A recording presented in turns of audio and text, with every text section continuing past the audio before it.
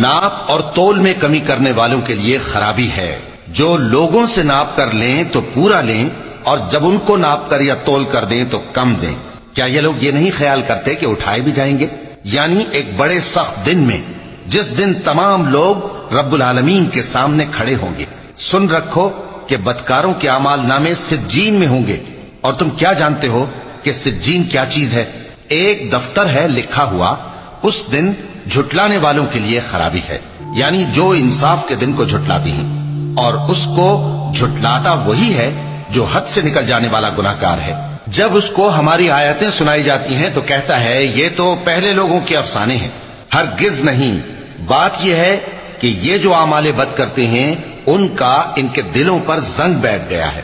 بے شک یہ لوگ اس روز اپنے پروردگار کے دیدار سے اوٹ میں ہوں گے، پھر یہ لوگ یقیناً دوزخ میں جا داخل ہوں گے۔